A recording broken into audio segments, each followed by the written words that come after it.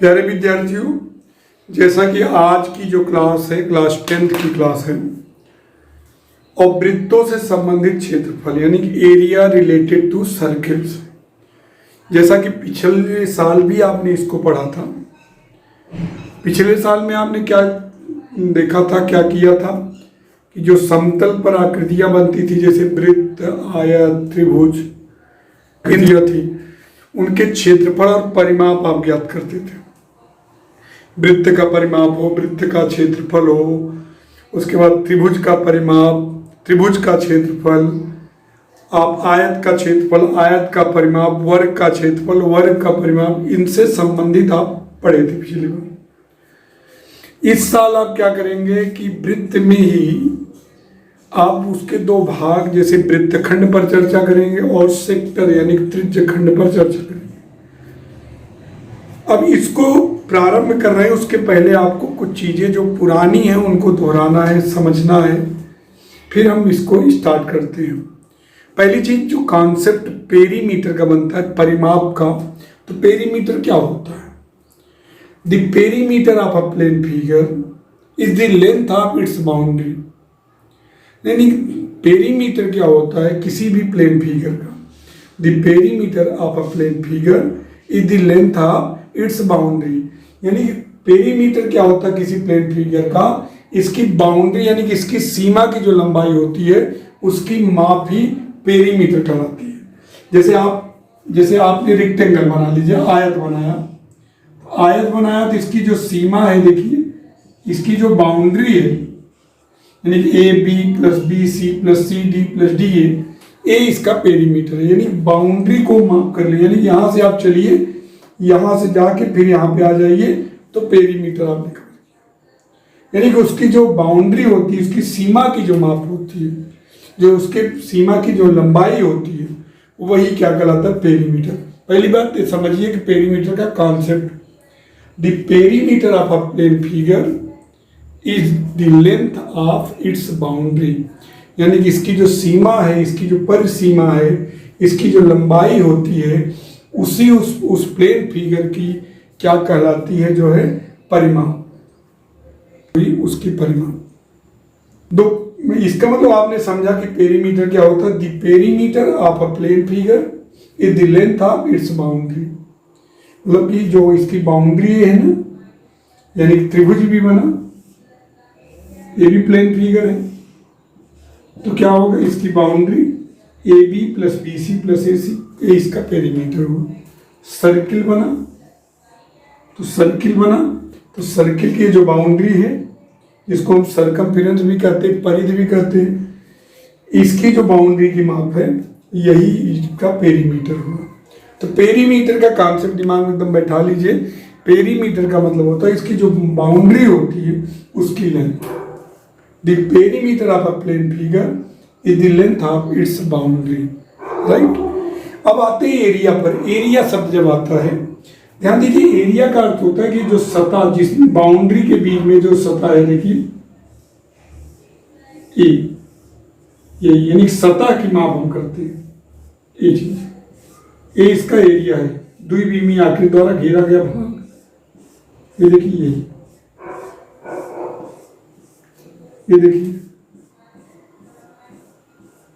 समझ रहे हो? The area of a plane figure is the measure of the surface. यानी area of a plane figure is the measure of the surface enclose by its boundary. The area of a plane figure is the measure of the surface enclose by its boundary. यानी इनकी boundary के बीच जो भाग घिरा है उसी को क्या बोलेंगे? एरिया। ये देखिए इसका एरिया है।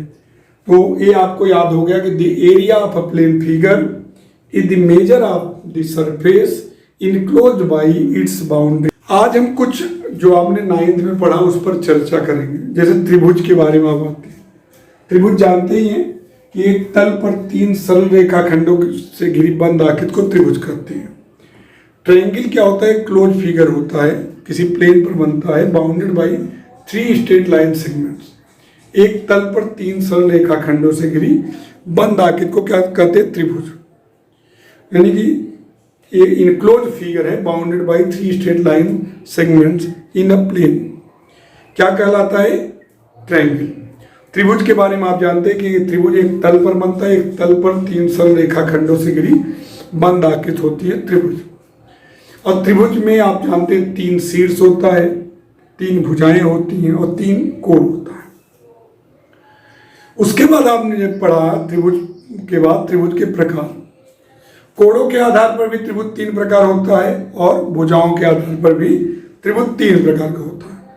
कोणों के आधार पर जो त्रिभुज होता है, सबसे पहले समकोण त्रिभुज होता है, राइट एंगल ट्रायंगल या राइट ट्रायंगल। तो समकोण त्रिभुज का अर्थ होता है ऐसा त्रिभुज जिसका एक कोण 90 डिग्री हो। त्रिभुज जिसका एक कोण 90 डिग्री हो, एक कोण 90 डिग्री हो उसको बोलते हैं समकोण त्रिभुज। और 90 डिग्री के सामने भुजा होती है कर्ण, इसी को बोलते हैं हाइपोटेन्यूज। क्या? हाइपोटेन्यूज। तो ध्यान दीजिएगा, ये आप जानते हो कि समकोण त्रिभुज में 90 डिग्री के सामने भुजा कर्ण कहलाती है। अब आता है दूसरा न्यून कोण त्रिभुज, ये तो राइट एंगल ट्रायंगल है।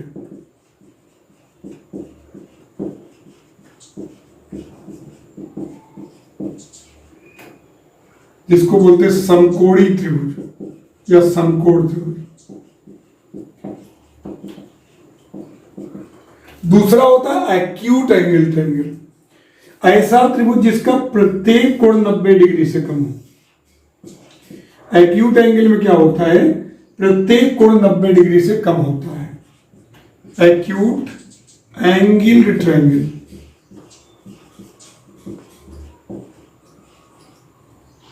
इसको बोलते हैं न्यून कोणीय त्रिभुज।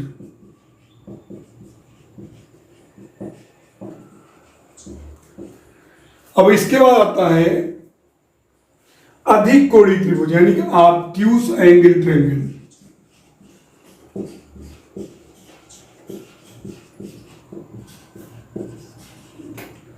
अधिक कोणीय त्रिभुज, अधिक कोणीय त्रिभुज का मतलब होता है जिसका एक कोण 90 डिग्री से बड़ा हो। एक कोण 90 डिग्री से बड़ा, एक कोण 90 से बड़ा, ग्रेटर होगा 90 डिग्री से बड़ा, यानी कि 120 डिग्री, 135 डिग्री, एक कोण 90 डिग्री से बड़ा। तो कोणों के आधार पर त्रिभुज 3 प्रकार के होते हैं, समकोणीय त्रिभुज, न्यून कोणीय त्रिभुज और अधिक कोणीय त्रिभुज।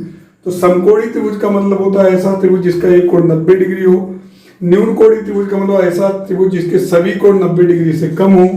और अधिक कोणीय का मतलब होता है ऐसा त्रिभुज जिसका एक कोण 90 डिग्री से बड़ा हो।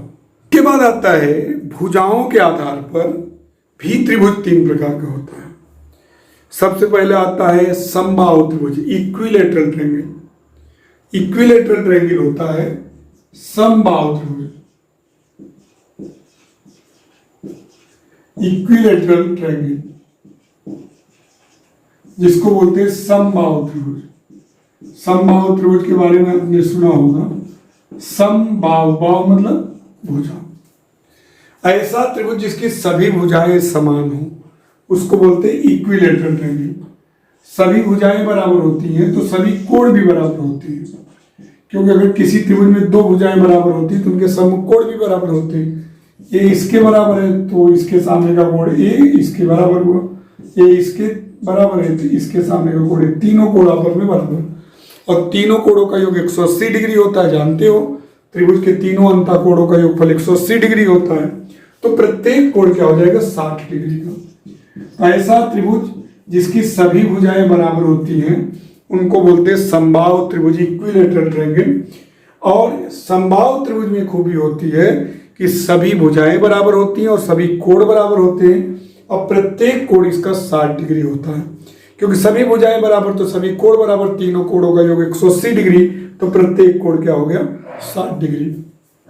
फिर आता है आइसोसेलेस ट्रायंगल।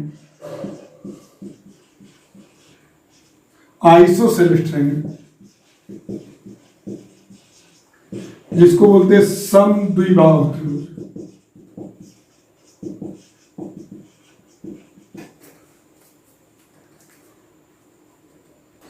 आइसोसेलेस ट्रायंगल, समद्विबाहु त्रिभुज, ऐसा त्रिभुज जिसकी दो भुजाएं बराबर हो। किसी त्रिभुज में अगर दो भुजाएं बराबर हो तो उसको बोलते हैं समद्विबाहु त्रिभुज। द्विबाहु तो दो भुजाएं बराबर हो, इसको बोलते हैं समद्विबाहु त्रिभुज। दो भुजाएं बराबर होती है तो इनके सम्मुख कोण भी बराबर होते हैं।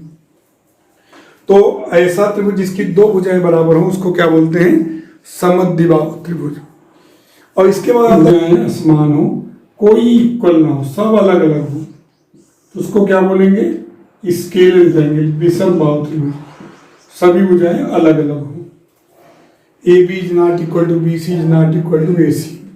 तो आपने सीखा ट्रायंगल क्या होता है, कितने प्रकार का ट्रायंगल होता है, इसकी जानकारी आपको होनी चाहिए। आप त्रिभुज के क्षेत्रफल पर चर्चा करते हैं, एरिया ऑफ ट्रायंगल।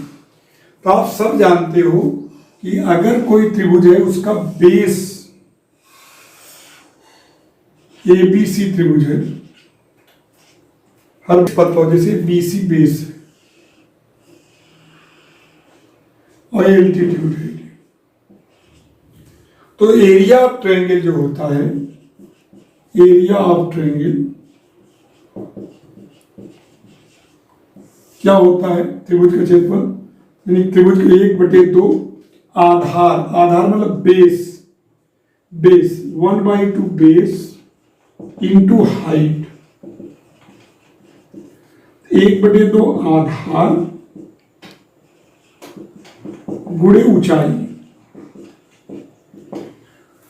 ये त्रिभुज का क्षेत्रफल। त्रिभुज का क्षेत्रफल होता है, क्या होता है? 1/2 आधार गुणे ऊंचाई। ये बहुत इंपॉर्टेंट सूत्र है। तो त्रिभुज का क्षेत्रफल होता है, अगर आधार और ऊंचाई ज्ञात हो, यानी BC और AD ज्ञात हो, तो सूत्र लगाएंगे 1/2 बेस इंटू हाइट, राइट। और त्रिभुज यानी कि इक्विलैटरल ट्रायंगल पर हम इसके क्षेत्रफल पर चर्चा करते हैं।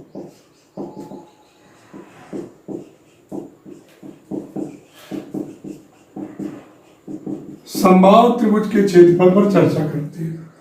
जैसा कि आप जानते हैं कि इक्विलैटरल ट्रायंगल होता है समबाहु त्रिभुज, इसकी सभी भुजाएं बराबर होती हैं। सभी भुजाएं बराबर होती हैं तो सभी कोण बराबर होते हैं। तो अभी और सूत्र आप पढ़ेगी 1/2 बेस इंटू हाइट, 1/2 आधार गुणे ऊंचाई। तो ऊंचाई के लिए AD इस पर लंब गिरा देते हैं और सभी भुजाएं A और E। अब इस पर लंब गिराएंगे तो बेटा ये दोनों त्रिभुज जो है कन्ग्रुएंट हो जाएगा, सर्वांग सम। कैसे सर्वांग सम? AB बराबर AC, लंब गिराया हो 90 डिग्री हो गया और AD कॉमन हो गया, तो समकोण कर्ण भुजा से दोनों त्रिभुज सर्वांग सम हो जाएंगे। आपने प्रमेय पढ़ा है, क्या है? सास आशा की आस ORHS से, सास का अर्थ होता है साइड एंगल साइड, आशा का मतलब एंगल साइड एंगल, आस का मतलब एंगल एंगल साइड, RHS मतलब राइट एंगल हाइपोटेनस साइड, और SSS मतलब साइड साइड साइड। तो ये लंब गिरा दिए 90 डिग्री, तो ये दोनों कन्ग्रुएंट हो जाएंगे। तो BD बराबर DC बराबर A/2, क्योंकि BC बराबर A है तो BD बराबर DC हो जाएगा, तो A/2। इससे क्या होगा कि समबाहु त्रिभुज की ऊंचाई मिल जाएगी पाइथागोरस थ्योरम से। समकोण त्रिभुज ADB में पाइथागोरस थ्योरम लगाएंगे, AB² बराबर AD² प्लस BD²। और AB की वैल्यू A, AD की वैल्यू निकालनी है और BD की वैल्यू A/2। तो AD² का मान हो गया A² माइनस A²/4। AD² बराबर हो गया 4 LCM ले लेंगे, 4A² minus A², 3A²/4 AD²।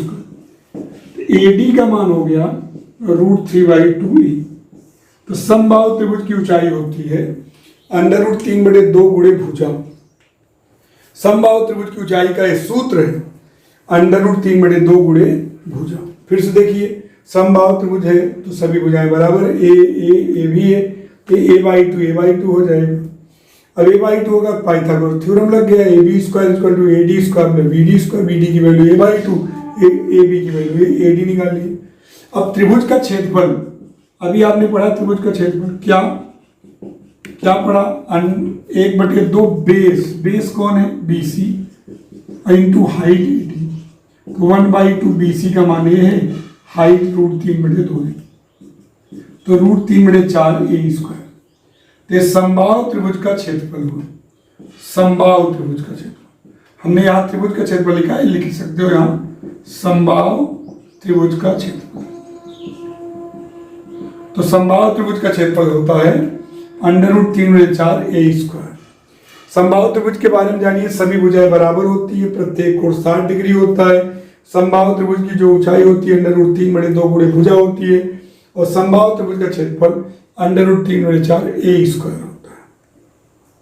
त्रिभुज का क्षेत्रफल आपने निकाल लिया, √3/4 साइड का स्क्वायर, और समबाहु त्रिभुज का परिमाप आप जानते हैं, उसकी बाउंड्री को अगर मेजरमेंट करेंगे तो A + A + A 3 है।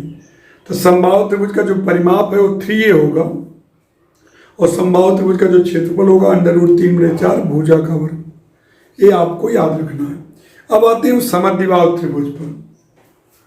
समद्विबाहु त्रिभुज किसे बोलते हैं, जिसमें दो भुजाएं बराबर होती हैं। तो ABC, इसमें दो भुजाएं बराबर होती है। मान लीजिए AB = AC, मान लीजिए इसकी लेंथ A है और आधार इसका B है। दो समान भुजाएं AB = AC = A, और तीसरी भुजा BC = B। यहां भी परपेंडिकुलर ड्रा करेंगे, सेम ये दोनों कन्वर्जेंट हो जाएंगे, क्योंकि 90 डिग्री ये भी 90 degree, AD common, AB = AC, वही समकोण कर्ण भुजा से ते हो जाएगा B/2 AB B/2। अब इसकी ऊंचाई की बात करते हैं हम लोग, तो पाइथागोरस थ्योरम लगेगा। समकोण त्रिभुज ADB में AB² बराबर हो जाएगा AD² + BD²। AB की वैल्यू A, AD निकालना है, BD की वैल्यू B/2। तो AD² बराबर हो जाएगा A² - B²/4। AD² बराबर हो जाएगा 4A² - B²/4। AD इसकी ऊंचाई हो जाएगी √4A² - B²/2। ये समबाहु त्रिभुज की ऊंचाई का सूत्र है, √4A² - B²/2। क्षेत्रफल निकालते हैं। समद्विबाहु त्रिभुज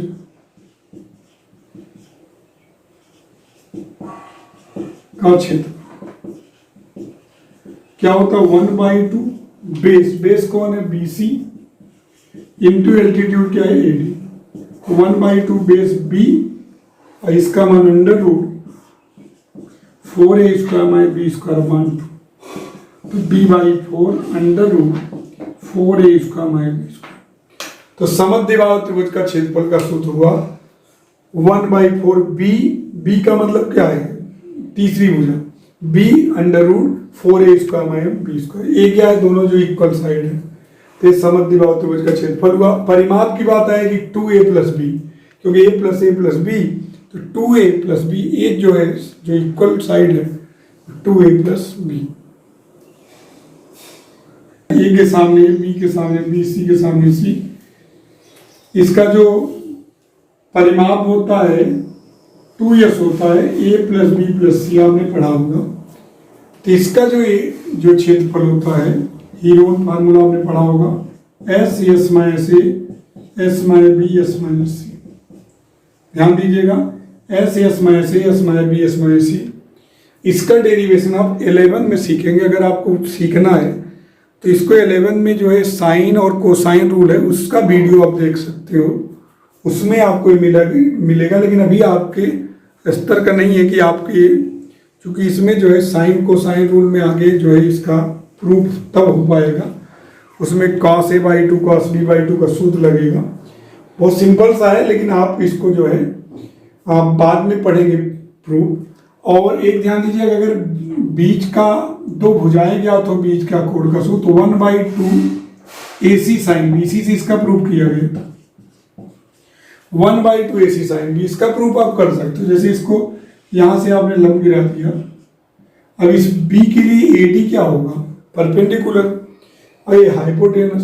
तो साइन बी बराबर हो गया सम्मुख भुजा बटे खंड AD अपान AB। AD अपान AB का मान क्या है C, तो AD का मान हो जाएगा C साइन B। तो त्रिभुज का क्षेत्रफल क्या होता है 1/2 आधार कौन होता है BC गुणे ऊंचाई AD, तो 1/2 BC का मान है ऊंचाई C साइन B, तो 1/2 AC साइन B। ये भी त्रिभुज के क्षेत्रफल का सूत्र है।